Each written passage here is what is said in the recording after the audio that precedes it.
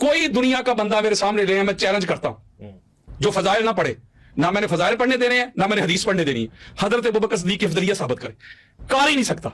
क्योंकि कुरान और हदीस की जो नसूस हैं, अफजलियत के जो मनाबे हैं, जो वाजिबात हैं, जो शराइत हैं, जो डिमांड्स हैं, वो कोई पूरी करेगा तो अफजल होगा ना। तो नबी पाक सल्लल्लाहु अलैहि वसल्लम ने बाइसरार फरमाया कि नमाज़ पढ़ाएं।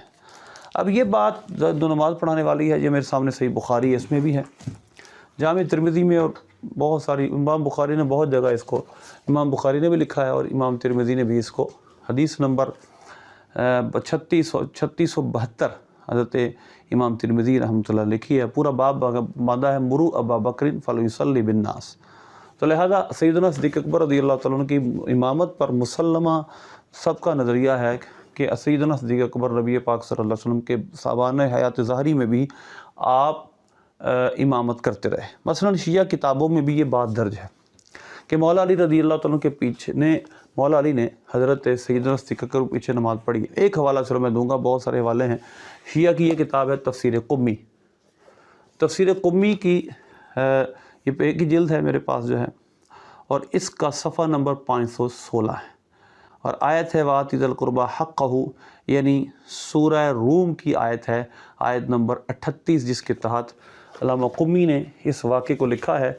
सुम्मा क़ामा व तहय्या लिस्सलाति व हदर मस्जिद व वक़फ़ खल्फ़ अबी बकर फ़सल्ला लिनफ़्सिही व खालिद इब्न वलीद रज़ियल्लाहु अन्हु इला जंबिही व मअहु सैफ़, कि फिर हज़रत मौला अली रज़ियल्लाहु तआला अन्हु ने नमाज की तैयारी की, खड़े हुए और सिद्दीक़ अकबर के पीछे नमाज़ पढ़ी, और आपके साथ हज़रत खालिद बिन वलीद रज़ियल्लाहु तआला अन्हु भी थे, उनके साथ तलवार थी। तो ये सराहतन और बहुत सारी किताबों और भी शिया किताबों में है कि सिद्दीक़ अकबर रज़ियल्लाहु तआला अन्हु के पीछे मौला अली ने नमाज़ें पढ़ी। तो अब इसके जो तौजीहात उसको बयान करते हैं, हम उस तौजीहात की तरफ नहीं जाते, वो बातिल तौजीहात हैं, लेकिन हम आगे चलते हैं और समझने की कोशिश करते हैं कि इमामत कौन कर सकता है। नबी पाक सल्लल्लाहु अलैहि वसल्लम ने इमामत का क्या मेरिट सेट किया है। सही बुखारी के हदीस नंबर 628 नबी पाक सल्लल्लाहु अलैहि वसल्लम ने फरमाया वल यउम्मुकुम अकबरुकुम औ कमा क़ाल अलैहि सल्लम, तुम्हारा बड़ा नमाज पढ़ाए, यानी तुम में जो बड़ा हो वो नमाज पढ़ाए। दूसरा मेयार जो अबू दाऊद शरीफ के हदीस नंबर 586 और 585 में है, और मुस्नद इमाम अहमद की 19504 नंबर हदीस में है वल यउम्मुकुम अक़रउकुम, तुम्हारा बड़ा कुरान जानने वाला नमाज पढ़ाए। अब इन दो हदीसों को हम ज़रा मिलाते हैं। सिद्दीक़ अकबर रज़ियल्लाहु तआला अन्हु को हुज़ूर ने जब इमाम मुकर्रर किया है, तो नबी पाक सल्लल्लाहु अलैहि वसल्लम ने जो इमामत के मयार ख़ुद सेट किए हैं, ज़ाहिर है कि आपने उनको मलहूज़ ख़ातिर रखा है कि आप सल्लल्लाहु अलैहि वसल्लम ने फरमाया वल यउम्मुकुम अकबरुकुम, सही बुखारी की हदीस नंबर 628 है, अबू दाऊद शरीफ की और मुस्नद इमाम अहमद की हदीस है वल यउम्मुकुम अक़रउकुम, अबू दाऊद शरीफ की 586 और 585, और मुस्नद इमाम अहमद की 19540 नंबर हदीस है। तो लिहाजा इससे पता चला कि नबी पाक सल्लल्लाहु अलैहि वसल्लम ने जिसको मुसल्ला दिया है, वो जो पीछे नमाज पढ़ रहे हैं उनमें सबसे बड़ा है, अकबर है। अकबर का मतलब ये नहीं कि उम्र ज़्यादा है, नहीं, वरना उमर में रसीदा साहबा पीछे खड़े थे। यहाँ से मुराद है रुतबे में बड़ा, यानी अकबर रुतबतन, जिसका रुतबा बड़ा हो वो तुम्हारा इमाम बने। तो नबी पाक सल्लल्लाहु अलैहि वसल्लम ने जिसको फरमाया मुरू अबा बकर युसल्ली बिन्नास, अबू बकर से कहो लोगों को नमाज पढ़ाएं, तो यकीनन सैयदना सिद्दीक़ अकबर का रुतबा नबी पाक सल्लल्लाहु अलैहि वसल्लम की जनाब में सबसे बड़ा है। इसके बाद एक मेयार तो ये सेट है कि आपकी अफजलियत और आपका बड़ा होना सब सहाबा से, तमाम मुक्तदियों से, इस हदीस से भी साबित होता है। और दूसरी बात, दूसरी हदीस अक़रउकुम, तुम्हारा जो बड़ा कुरान जानने वाला, बड़ा कुरान का इल्म रखने वाला, वो नमाज पढ़ाए। तो नबी पाक सल्लल्लाहु अलैहि वसल्लम ने जिसको अपना जानशीं मुसल्ले पे खड़ा किया, जानशीं मुकर्रर किया अपने मुसल्ले का, यकीनन वो सब सहाबा में बढ़कर कुरान का इल्म रखने वाले थे, तो हुजूर ने मुसल्ला इमामत दिया। वगरना नबी पाक सल्लल्लाहु अलैहि वसल्लम जिसको इमाम मुकर्रर करें अपनी जगह जानशीन के तौर पर, ये नहीं कि सफ़र में थे और कहीं और सरकार सल्लल्लाहु अलैहि वसल्लम तशरीफ़ फरमा थे, नमाज़ पढ़ा दी, ऐसा नहीं हुआ। या किसी गज़वे में गए, पीछे किसी को इमाम मुकर्रर कर दिया, ऐसा नहीं था। बल्कि नबी पाक सल्लल्लाहु अलैहि वसल्लम दुनिया से रुखसत होने से पहले, पर्दा फरमाने से पहले, बाएहतिमाम हज़रत सिद्दीक़ अकबर को अपना मुसल्ला देकर गए हैं। اور یہ واضح دلیل ہے کہ آپ نے جس کو امام مقرر کیا، با اصرار مقرر کیا، وہ ان کا بڑا بھی ہے، رتبہ بھی بڑا ہے، ان کے روحانیت میں بھی بڑا ہے، ان کے باطنی علوم میں بھی بڑا ہے، ظاہری علوم میں بھی بڑا ہے۔ وگرنہ حضور کا جانشین جو ہوگا، جب کوئی پیر اپنا جانشین مقرر کرتا ہے، اگر وہ کامل ہو تو یقیناً وہ اپنے اس کو ہی مقرر کرتا ہے اپنا جانشین، جس کو وہ سمجھتا ہے کہ باطنی اور ظاہری نظر میں یہ کامل ہے۔ آپ بتائیں، نبی پاک صلی اللہ علیہ وسلم کا جو مسلح تھا، یہ روحانی منصب تھا، یہ جسمانی منصب تھا؟ یہ کیا خلافت ظاہری تھی یا خلافت باطنی تھی؟ وہ ایسے عجیب و غریب نظریات رکھنے والے لوگ یہ غور کیوں نہیں کرتے کہ ظاہری خلافت تو صحابہ اکرام نے آپ کے لیے چنی ہے، ظاہری خلافت تو صحابہ کے اجماع سے ثابت ہوئی، اور باطنی خلافت تو حضور نے خود دی ہے۔ مسلح امامت پر کھڑا کرنا کیا ہے؟ لوگوں کو اپنے رب سے ملانا، اللہ کا سفیر بننا، اللہ کی جناب میں لوگوں کی نمازیں پیش کرنا، یہ تو باطنی خلافت ہے۔ تو نبی پاک صلی اللہ علیہ وسلم نے باطنی خلافت کے لیے جس ہستی کو چنا ہے وہ صدیق اکبر رضی اللہ عنہ ہے، اور اس کو برسر تسلیم مولا علی نے رضی اللہ عنہ اور سب صحابہ نے قبول کیا۔ ایک بات تو یہ ہوئی کہ صحیح بخاری کی حدیثیں، سیاستہ کی حدیثیں، صحیح حدیثیں اس بات کی دلیل ہیں کہ آپ کو امامت پر کھڑا کیا گیا، اور آپ پر پھر امام کھڑا کر کے حضور نے جس کو امام کھڑا کیا ہوگا تو آپ کے ارشادات کے مطابق وہ بڑا بھی ہوگا، کیونکہ آپ نے ہمیں بتایا، سب امت کو سکھایا کہ تمہارا بڑا امامت کرے، اور ہمارے جیسے انتظامیہ تو نہیں تھی نا جس کو دل چاہا مقرر کر دیا، وہ حضور صلی اللہ علیہ وسلم تھے۔ حضور صلی اللہ علیہ وسلم نے جس کو امام مقرر کیا ہوگا، اپنا جانشین کے طور پر اپنے مصلے پہ جس کو کھڑا کیا ہوگا، وہ سب سے بڑا بھی ہوگا، رتبتاً بھی، علماً بھی، وہ قاری بھی سب سے بڑا ہوگا، وہ قرآن کا علم بھی سب سے بڑا رکھنے والا ہوگا، وگرنہ حضور اس کو کبھی اپنا مصلح نہ دیتے۔ تو یقیناً صدیق اکبر کی افضلیت یہاں سے ظاہری اور باطنی دونوں ثابت ہوتی ہے۔ اور دوسری بات، قرآن کی آیات آپ کے فضل اور آپ کے تقوی پر دلیل ہے۔ مثلا سورہ نور کی آیت نمبر 22 ہے، حضرت سیدہ عائشہ صدیقہ رضی اللہ تعالیٰ عنہ کی تہمت کا سارا واقعہ سے پیچھے رکوع، ان الذین جاؤوا بالافک عصبۃ منکم، پھر اگلا رکوع آتا ہے، اور اس رکوع میں اللہ نے حضرت صدیق اکبر رضی اللہ تعالیٰ عنہ نے ایک قسم کھائی تھی جس کا ذکر کیا اور فرمایا وَلَا يَأْتَلِ أُولِي الْفَضْلِ مِنْكُمْ وَالسَّعَةِ أَن يُؤْتُوا أُولِي الْقُرْبَى وَالْيَتَامَى وَالْمَسَاكِينَ وَلْيَعْفُوا وَلْيَصْفَحُوا أَلَا تُحِبُّونَ أَن يَغْفِرَ اللَّهُ لَكُمْ۔ اللہ نے فرمایا وَلَا يَأْتَلِ أُولِي الْفَضْلِ مِنْكُمْ، جو تم میں فضل والے ہیں وہ قسم نہ کھائیں، جو تم میں فضل والے، وسعتی، اور وسعت والے۔ اب یہاں سعتی کہہ کر الگ الگ کر دیا ہے، سعت یعنی مال والے، اور فضل والے یعنی کہ جن کو اللہ نے دینی فضیلت عطا فرمائی وہ، اور مال میں وسعت والے یہ قسم نہ کھائیں کہ ان یؤتوا اولی القربى، کہ وہ قریبی رشتہ داروں کو نہیں دیں گے، اور مسکینوں کو نہیں دیں گے، اور مہاجرین کو نہیں دیں گے۔ تو لہٰذا اللہ نے فرمایا وہ ان کو پسند نہیں کہ وہ اللہ ان کو بخش دے۔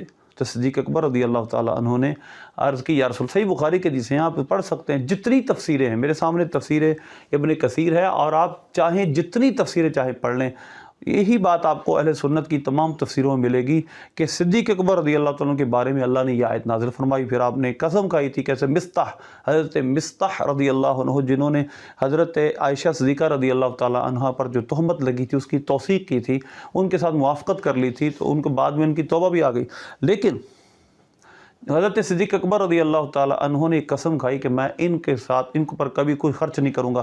یہ حضرت صدیق اکبر کے رشتہ دار تھے، اور صدیق اکبر رضی اللہ تعالیٰ عنہ ان کی کفالت کیا کرتے تھے، ان کو خرچہ وغیرہ دیتے تھے۔ تو آپ نے قسم کھائی کہ میں ان کو اب خرچہ نہیں دوں گا۔ تو اللہ نے فرمایا کہ وَلَا يَأْتَلِ أُولِي الْفَضْلِ مِنْكُمْ وَالسَّعَةِ، کہ فضل والے اور وسعت والے یہ قسم نہ کھائیں کہ وہ قریب رشتہ داروں کو، مسکینوں کو، مہاجرین کو نہیں دیں گے۔ تو اس سے آپ کی فضیلت والا ہونا ثابت ہوا۔ اور دوسری ارشاد، اور اسی طرح کی یہی بات جو وَلَا يَأْتَلِ الْفَضْلِ مِنْكُمْ میرے سامنے تفسیر مظہری ہے، تفسیر مظہری میں اسی آیت کے تحت لکھا ہے، اور حضرت ابو بکر کی دینی فضیلت ظاہر ہوئی۔ دینی فضیلت یعنی اس سے مراد کوئی ظاہری فضیلت نہیں ہے، بلکہ دینی فضیلت، باطنی فضیلت، روحانی فضیلت یہ ثابت ہوتی ہے۔ تو لہٰذا آپ یہ دیکھ رہے ہیں کہ حضرت ابوبکر صدیق ان جیسے صاحبان فضل کو خطاب ہے، اس سے حضرت ابوبکر صدیق کی دینی فضیلت ظاہر ہوئی۔ تفسیر مظہری میں صراحتاً یہ بات لکھی۔ اس کے ساتھ ساتھ اور بھی بہت سارے مقامات ہیں جہاں پر صدیق اکبر کی فضیلت ثابت ہوتی ہے، لیکن ایک مقام میں سورہ لیل کا ذکر کروں گا جس پر اتفاق مفسرین اہل سنت کے تمام مفسرین کا اتفاق ہے کہ اس آیت کا مصداق حضرت ابو بکر صدیق ہے۔ وَسَيُجَنَّبُهُ الْأَتْقَى، ان قریب ہم سب سے بڑے متقی کو نجات دیں گے۔ یہ سورہ لیل ہے، اور سورہ لیل کا پورا آپ شان نزول دیکھ لیں اور سارا پڑھ لیں، سورہ لیل 30ویں پارے میں۔ اور اتقا سے مراد کیا ہے، اس کو اچھی طرح سمجھ لیں کہ صدیق اکبر رضی اللہ تعالیٰ عنہ کو یہاں اللہ نے اتقا فرمایا۔ اعلیٰ اتقا کی رسالہ الذل الانقا، آپ نے اسی آیت کی تفسیر میں ایک پورا رسالہ تک لکھ دیا، اصول تفاسیر وغیرہ بہت ساری اس میں بیان کی، تفسیر طبری اور متعدد تفاسیر میں اس بات کا ذکر کیا گیا کہ اس سے مراد اتقا سے مراد صدیق اکبر ہے۔ اہل سنت کا تقریباً اجماع ہے اس پر، ماں سوا چند مفسرین کے کہ اس سے مراد صدیق اکبر ہے۔ مثلا میرے سامنے تفسیر مظہری ہے، تفسیر مظہری میں لکھا ہے آپ سب سے افضل بھی تھے، انبیاء کے علاوہ حضرت ابوبکر صدیق کا سب سے زیادہ متقی ہونا بتا رہا ہے۔ یعنی اس آیت میں حضرت صدیق اکبر رضی اللہ تعالی عنہ کا انبیاء کے بعد سب سے بڑا متقی ہونا، اتقا اس میں تفضیل ہے، ثابت ہو رہا ہے۔ تو یہ آپ کی باطنی فضیلت ہے، ظاہری نہیں۔ صدیق اکبر رضی اللہ تعالی عنہ مولا علی سے باطنی اعتبار سے بھی افضل ہیں، اسی وجہ سے حضور نے مصلح دیا، کیونکہ اللہ نے آپ کو اتقا فرمایا ہے کہ آپ سب سے بڑے متقی ہیں۔ اس کے بعد لکھتے ہیں اجماع اہل سنت بھی اسی پر ہے، اجماع اہل سنت بھی اسی پر ہے۔ پھر حضرت سیدنا عمر فاروق رضی اللہ عنہ کا قول لکھا، تو اجماع امت اہل سنت کا اجماع اسی پر ہے کہ آپ امت میں سب سے انبیاء کے بعد افضل ہیں، اتقا ہیں، تو سب سے بڑے پرہیزگار۔